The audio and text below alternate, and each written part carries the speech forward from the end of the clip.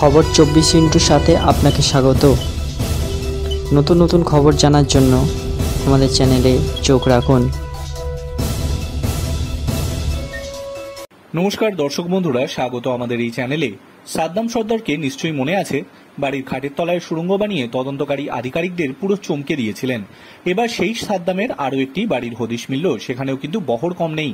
সাদ্দামের এই দ্বিতীয় বাড়ি থেকে কি মিলল জানেন? জানা গিয়েছে দক্ষিণ 24 পরগনার কেওড়াখালীতে আরও একটি বাড়ি রয়েছে সাদ্দামের, আর সেই বাড়ি থেকে উদ্ধার হয়েছে আগ্নেয়াস্ত্র, গুলি। শুধু তাই নয়, মিলেছে দুটি বহুমূল্যের মূর্তিও। আপাতত পুলিশি হেফাজতে রয়েছেন সাদ্দাম। তাকে একাধিকবার জেরা করা হয়, যেখান থেকে কেওড়াখালীর বাড়ির কথা জানতে পেরেছে পুলিশ আধিকারিকেরা বলে খবর।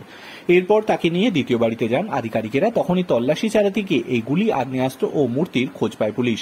এই মূর্তিগুলি কোন ধাতবের তৈরি, আসল নাকি নকল, তা জানার চেষ্টা করছেন তদন্তকারী আধিকারিকেরা। প্রসঙ্গত, নকল সোনা কারবারির খোঁজ করতে গিয়ে নাম উঠে আসে সাদ্দাম সর্দারের। এরপর তার প্রথম বাড়িতে ঢুকে চক্ষু চড়ক গাছ হওয়ার জোগাড় হয় পুলিশ আধিকারিকদের। বাড়ির ঘাট ছড়াতেই দেখা মেলে সুড়ঙ্গের।